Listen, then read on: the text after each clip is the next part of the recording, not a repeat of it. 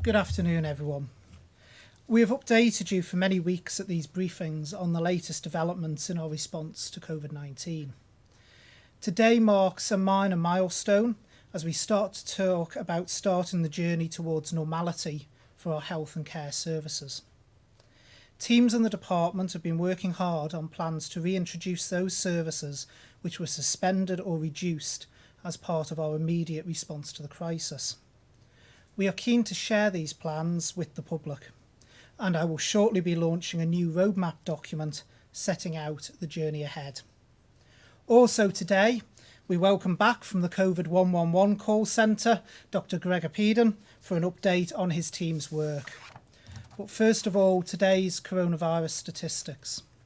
The total number of tests undertaken stands at 4,393. The total number of tests returned stands at 4,381. That leaves the number of test results outstanding at 12. The total number of cases testing positive remains at 336. That means there have been no new cases identified since yesterday's update. And I would now like to hand over to Dr. Gregor Peden for an update on the COVID 111 operation. Over to you, Gregor. Thank you, Minister. Good afternoon, everyone. I'm pleased to be able to give you a brief update on the COVID 111 service and what plans we have in place going forward. The service launched 9 weeks ago on the 20th, and with a team of 140 individuals, we've now handled over 11,500 calls. Our peak call volume, averaging 600 calls a day, was a very big crisis. And my thanks again to the Manx public for their patience whilst we dealt with the high numbers of tests and results. But as expected, as hoped, and as a result of everyone playing their part, the number of calls has gradually reduced, and we now process around 100 calls per day. We've tested over 3,600 individuals. The absolute test count is higher than this due to some of our retesting protocols, particularly around essential workers. And we've sent over 2,500 text message results and made about 1,500 callbacks from the service, either again to advise of results or to provide clarity around some of the advice. The service has had to constantly adapt to changes in both clinical guidance and local legislation, and we're currently operating from version 28 of our internal process flows. Of note here is the recent change in testing criteria in line with the UK, and as already announced this week, we now test cases of loss of taste or smell, or as before, cases of new cough or high temperature. If you do develop any of these symptoms, please call 111. Also, a reminder that all of our current advice is available online at covid19.gov.im, where you will also find the online assessment tool that will direct you to call 111 if required. This assessment tool has been used by over 20,000 individuals. As of next week, and in order to further improve the service, we are merging the 111 team, the community testing team, and our contact tracing team into a single structure to improve the speed and efficiency with which we share information and strategies. This will allow us to strengthen our test and trace service so it's robust enough to give us the confidence we need for when the time is right to open our borders, that we will be able to track, trace and isolate any potential outbreaks before they become an issue. And we as a team are confident that this refreshed service will allow us to keep the public as safe as we can for as long as is necessary, whilst supporting the economy to continue to open as the island moves forward together. Thank you. And thank you, Gregor. Apologies, we had a few technical difficulties just there at the start of your talk, but thank you very much for sharing that. And thanks to your team for all of the hard work you and they have put in to make the service such a success. The COVID 111 service was set up within a week as part of our immediate response to the pandemic. It now seems a long time ago. The project brought together clinicians, project managers, web designers, IT experts, data analysts, team managers, and many more. By pulling together under pressure, we set up an entirely new service, which from day one adapted to suit needs. I very much hope we can retain this service in the future so that when the pandemic is behind us, we gain an effective, professionally designed new resource of real value to the people of this island. That is currently being looked at as a possibility. The service has certainly undergone some serious road testing in the most demanding of circumstances. Having achieved a significant reduction in the spread of COVID-19, we are keen to see health and care services that have had to be suspended resume in the near future. We are aware of the potentially negative impact of further delaying many usual healthcare services. It is a balancing act. On the one hand, we want to offer a comprehensive health and care system to the public, but on the other, we must consider the threat of the virus that is still circulating in the community. So it is important we plan the process of restoring services carefully. We need to keep resources available for dealing with COVID-19 and to be able to increase or decrease the number of beds available as required. It's a hard truth, but the potential to have large numbers of acutely unwell COVID-19 patients remains and is not behind us. So we need to ensure our staff and patients are safe and we do not contribute to a rise in cases. It's a simple equation. The lower the number of beds needed for COVID-19, the greater is our ability to deliver services for other conditions and to meet other wider social care needs. Tomorrow we are publishing Return to Health, the department's broad approach to restoring services. It shows how we will do this in 3 stages, which are closely aligned to the 3 levels in our island-wide response to the pandemic set out by the government in Stay Safe almost a month ago. So it is a health and social care companion to the Stay Safe document. It is important to stress that this document does not cover every service area operated by the Department of Health and Social Care. Plans to resume our adult social care and learning disability services, for instance, are still being finalised. These will be the focus of a further companion document entitled Back to Care, which will be published shortly. Back to Health will be published online, and we hope that you find it informative. Just as all policies and regulations around the current situation are reviewed on a 2-weekly cycle, in health and social care, we will be reviewing services in 2-weekly blocks, seeing what else we can bring back online. So the restoration of services will be done in a carefully managed way, and we will be communicating a fortnightly programme of changes. Turning to the first block over the next 2 weeks. In terms of hospital services, the next stage is to resume some time-sensitive, urgent and elective procedures and activity. We will also look at restoring screening programmes, although this can only happen when the services we rely on in the UK are also up and running. Among the services we will be looking to bring back on stream in this first phase are endoscopy, general surgery, urology and certain cancer care and delivery services. In mental health, we will increase the number of in-person appointments and therapies for those who will benefit most from face-to-face contact.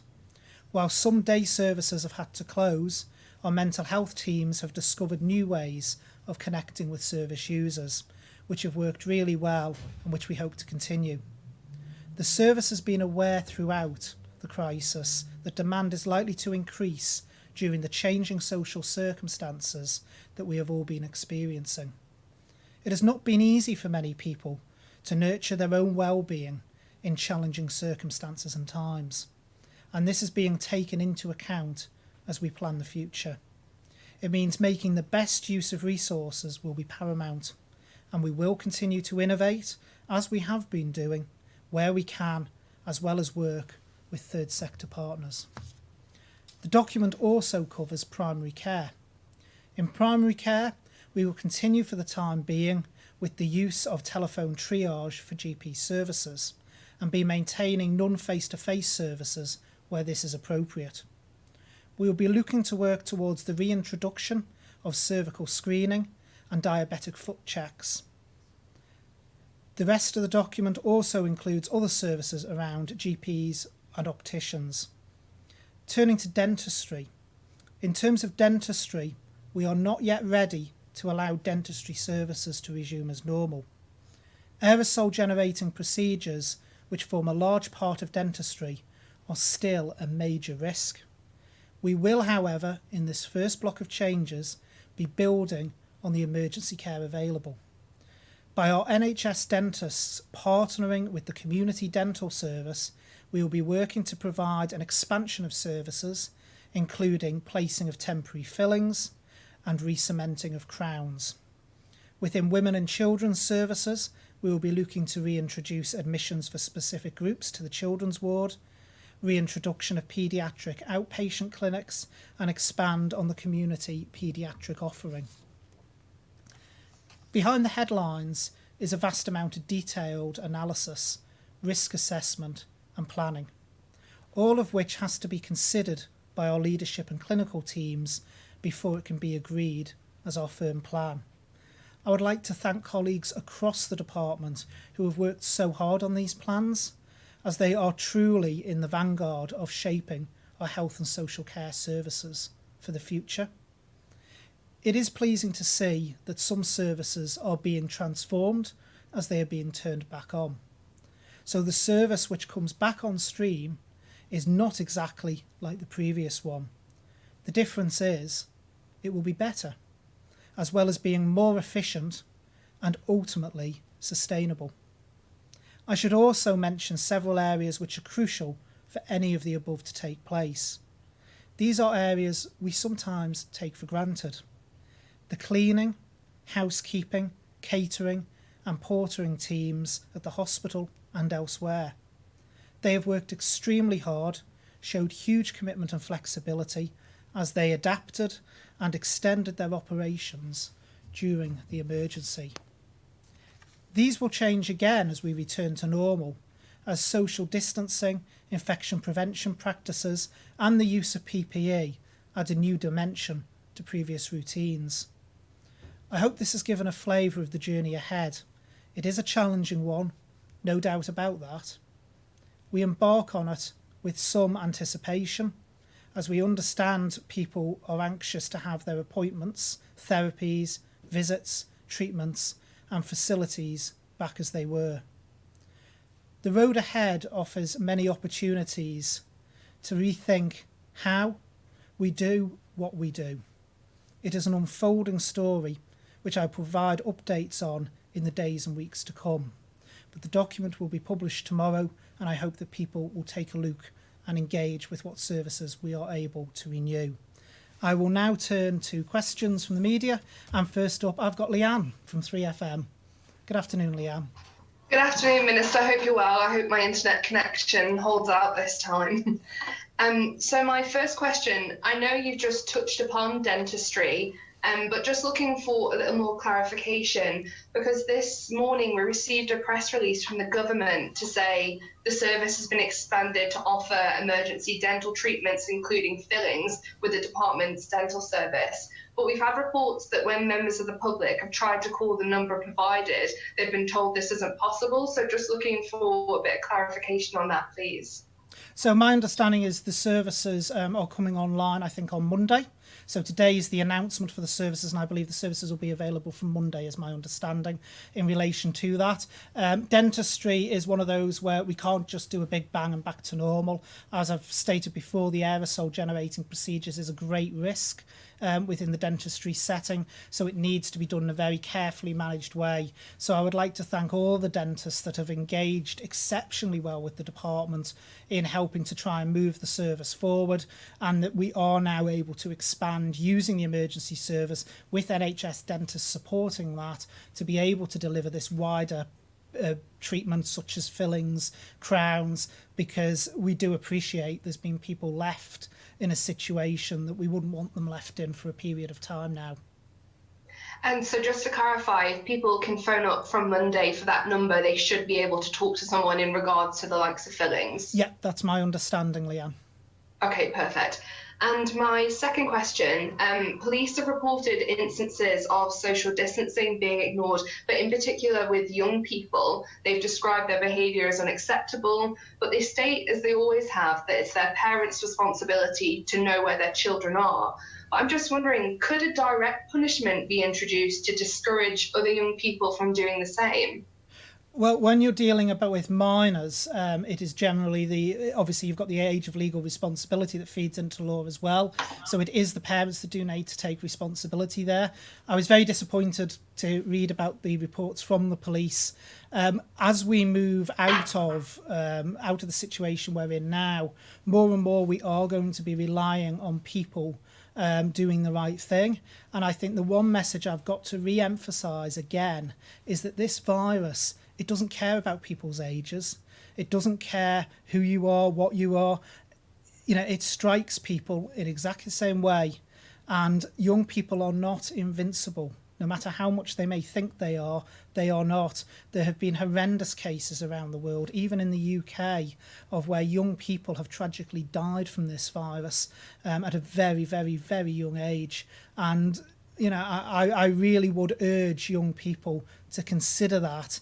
I know it's frustrating and it's hard. When you're young, you want to be around your friends, you want to be out, you want to be enjoying life.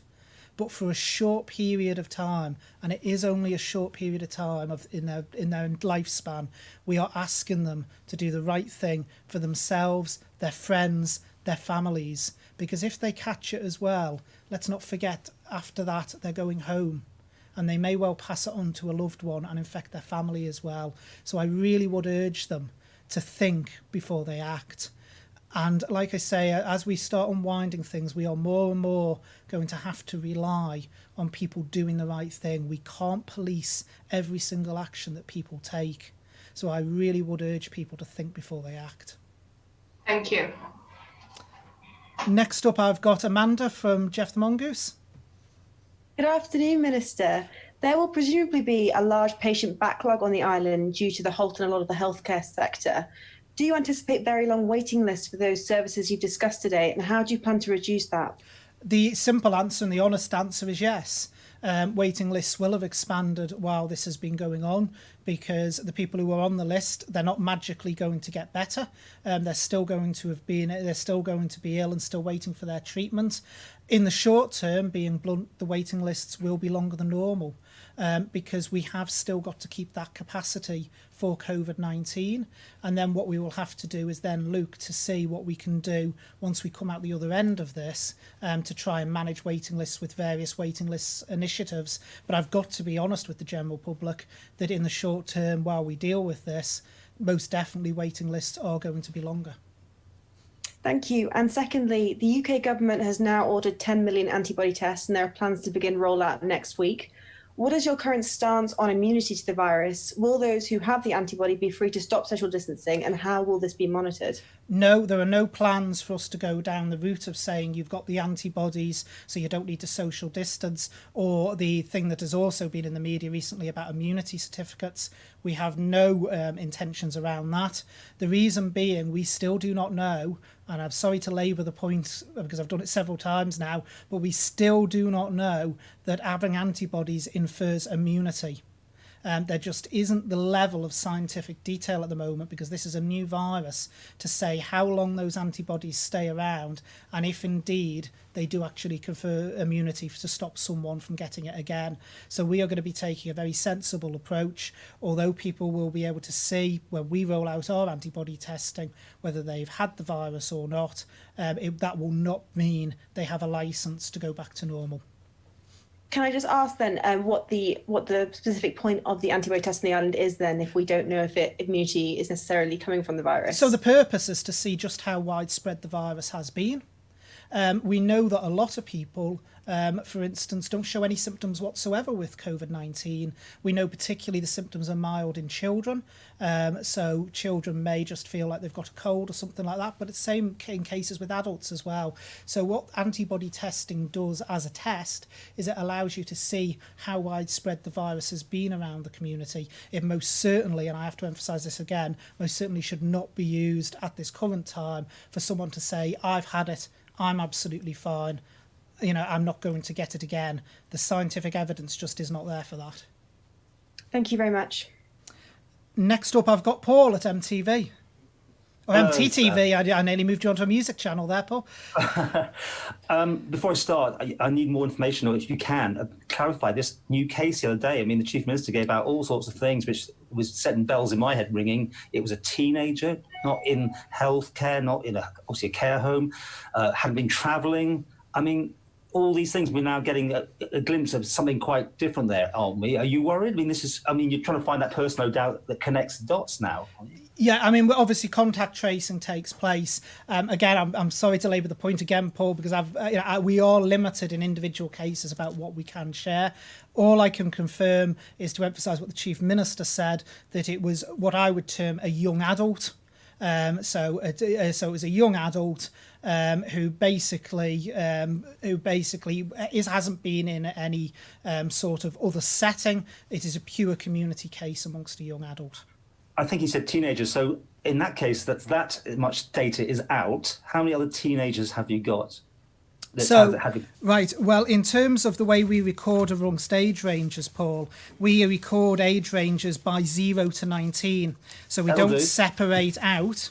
And I can actually give you that if you bear with me one moment. Yeah, I'll come back to it by if you want. age range, out of the 336 confirmed cases so far, the 0 to 19 bracket is 18.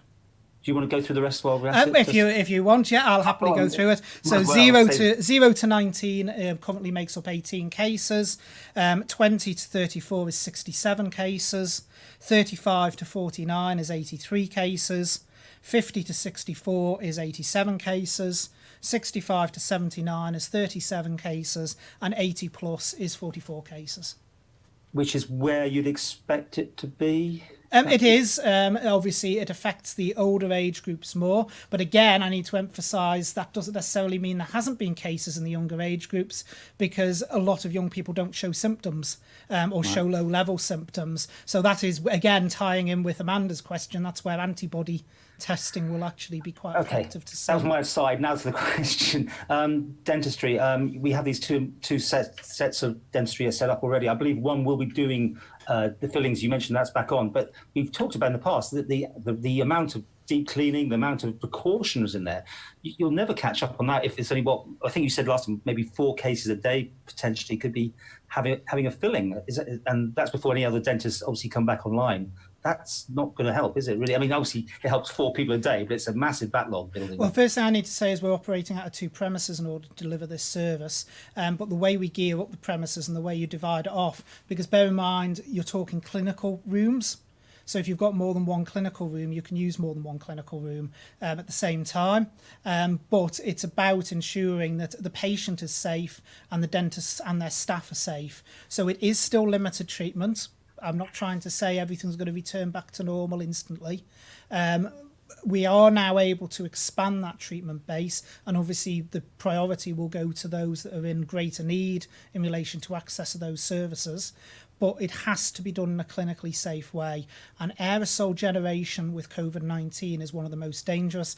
There's certain scientific studies out there that show when it's aerosol generated, it can actually even survive in air particles for a period of time, let alone on surfaces. So there has to be that rigidity around cleaning before other patients come back in. I take that, but you accept that there's been HIV, there's been all sorts of the flu, whatever. I mean, with our numbers so low, you might be more chance of winning the lottery than actually catching anything by the sheer sort of percentages we're dealing with now. Well, firstly, let's remember HIV is transmitted in a different way to COVID-19. Let's also remember when you mention flu, COVID-19 in terms of its contagion is actually higher in terms of your being able to pass it on. So although worldwide you haven't seen as many cases as you would see in a general flu, it is actually more contagious, and also the impact that it has potentially on vulnerable people in society is actually higher. So, that's not a reason to mitigate risk factors at all. I'm simply saying there's a risk in everything, just walking down the street, that we all take our gambles in everyday life anyway. Yeah, I mean, I could walk out of a door and get hit by a bus, but what we have to do is we have to spread that risk. We have to do what is appropriate, and let's not just remember, it's not just patients making decisions about themselves. There's dentists, there's the other people involved in any processes as well, and it's about protecting people. We do take precautions for other things. Dentists, when you walk in, for instance, to a dental surgery normally, they're not without the gloves, without visors, anything else. They do use different levels of PPE, but it's with COVID-19 and the way that people contract it, we've got to ensure that things are as clean and as safe as possible. Okay. Another question is about key workers and so on. What exactly now, because this may have changed, when a key worker arrives in Isle of Man, do they or do they not get tested in any shape, form or fashion before they leave the airport or the seaport? Right, so in relation to the key workers, no, because there's very strict protocols around them. So key workers still have to self-isolate. There is certain industries where we allow in key worker cases where we allow the double swab test, where they have one swab test at the start and then several days later they'll have another one, which then allows them to go back about their duties. But it is very clear with key workers that they must still self-isolate for the 14 days. But what they have to do is they go from their home to work, perform whatever limited duties they're allowed to do and are certified to do, and then travel straight from that place of work back to their home. They are not circulating, but also that one of the things I need to emphasise with key workers is what we term key workers is changed now, because that was early days when you had key workers who were coming into the island who might reside here. Most of those key workers now are back on island. The majority of key workers now are people who never actually formally set foot in the island. So you've got the boat crews, you've got aircraft crews who are coming in and then going straight back out. So it's a very different setup in terms of key workers and the majority of those key workers than it was at the start of this. But you have got reverse key workers, ones that are working in the UK come back here to be home, and they could be here for any time. They have to self-isolate. Yeah, but it's no testing. I mean, maybe those people that have to wait for the once a week boat, who do get all the full testing across, it just seems like it's working on two different platforms. Well, hang on, Paul. The testing that's done for those that wait for the boat is temperature checking. Now, we had a very long debate at the start of all this, I seem to remember, before we even did these forms of press conferences about temperature checking. All that temperature checking will identify is if someone has a fever. So the people returning aren't being swab tested, getting negative results or positive results back. It is purely a temperature check that is done at the port. Well, Heathrow's bringing that in, aren't they? They're thinking about putting in temperature check. So it must be some merit in it. At least it picks up some cases. Well, it will pick up anyone with a fever. That wouldn't necessarily mean they've got COVID-19. They may have a fever for a different reason. But since that's one of the common symptoms, you then wouldn't allow someone to travel if they presented with a fever, and that's what we've been operating. But it's the only form of testing really that's practical and instant testing to do at a port. Okay, thank you. Okay, then next up I've got Jess from Isle of Man Newspapers. Hello, Minister Ashford. My first question is about PPE. Can you give us an update on the supply here in the island, and are you confident that with the increase of supply due to services opening, that we have got everything in place as demand grows, especially when up against global demand too? Very good question, Jess. In terms of PPE, we are very resilient. We've been building up our supplies. We haven't been relying on the NHS supply chain. We've been going out and sourcing PPE from around the world, from as far afield as China, and bringing it into the island. We've built up a very good reserve stock for our health services. In terms of businesses returning, though, I do need to emphasise it will be for those private businesses to source their own PPE. Government will not be providing the PPE for them. But our stocks in terms of health are very resilient, and we're lucky that we are in the place we are in. We do not have shortages of PPE as some other countries have seen. Okay, thanks. And my next question is, in terms of the services that are to open, in terms of health services, that is, what assurances can you give to those in the at-risk categories who are maybe nervous of going into these places, and what procedures are in place to better protect these people? So people will be travelling obviously into a hospital setting for most of those services that are being turned on, or certainly a very controlled medical setting. There is cleaning regimes in place. There is very much protocols behind every service we're turning back on. As you would expect within a medical setting, everything is risk assessed as to the risk to that person.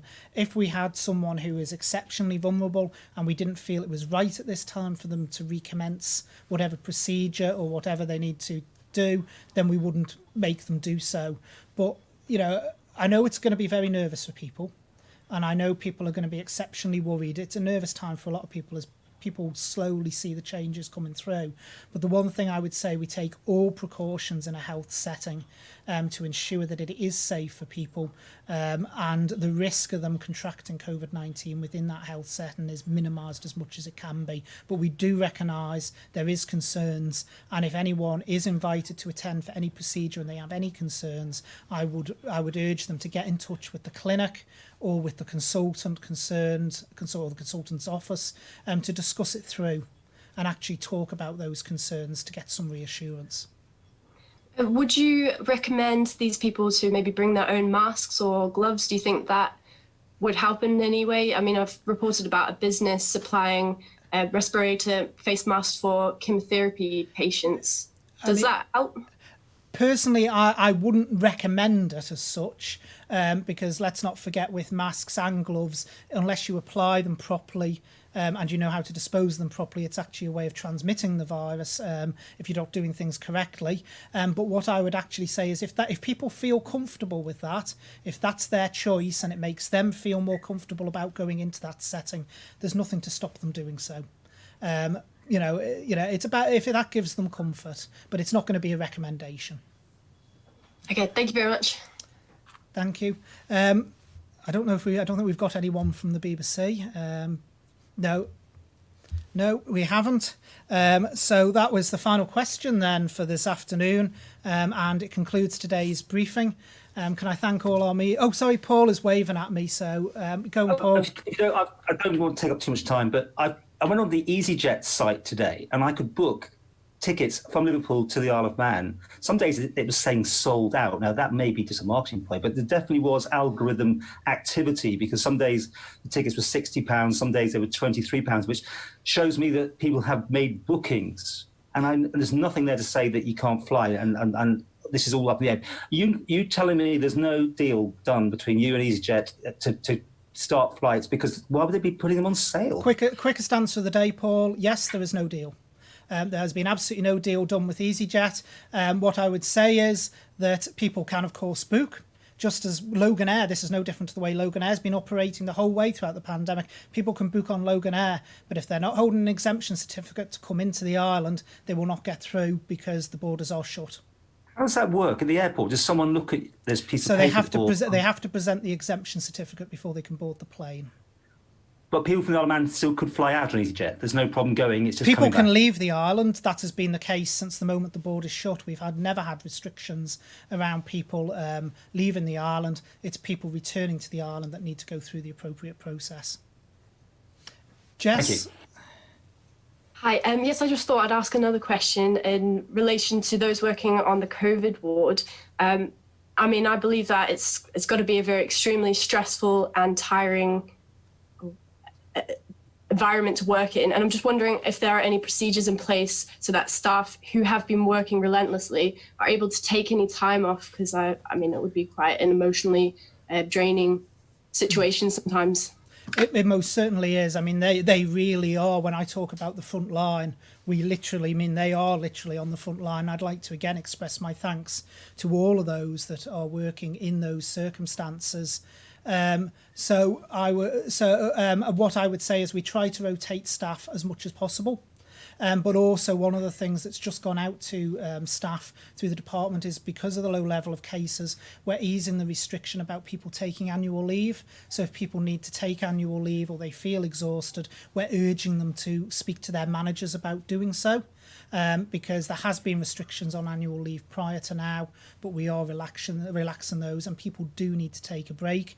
I think the thing we're more at danger with is we actually have a huge amount of absolutely dedicated staff who just want to keep working and keep helping and supporting the island day in, day out, and they don't want to take that break.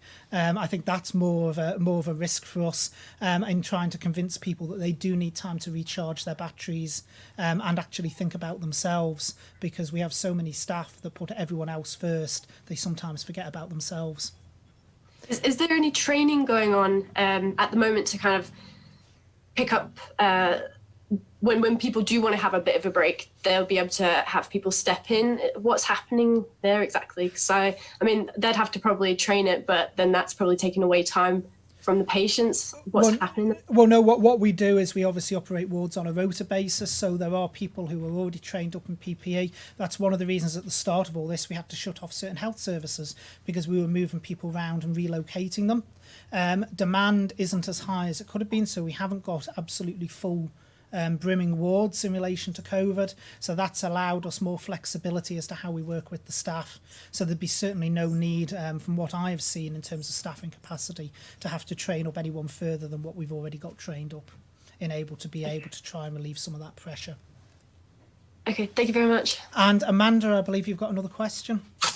Yes, thank you, Minister. Is it possible there could be a change on the 2 metre rule, as reopening businesses could struggle to break even with significantly reduced clientele due to social distancing? And will the island follow the World Health Organization's guidance to reduce the distancing to 1 metre? Right, I need to follow up on the World Health Organization's guidance. The word for clarity, the World Health Organization's guidance isn't 1 metre. It is a minimum of 1 metre. Is the words that the at least 1 metre is the words the World Health Organization uses.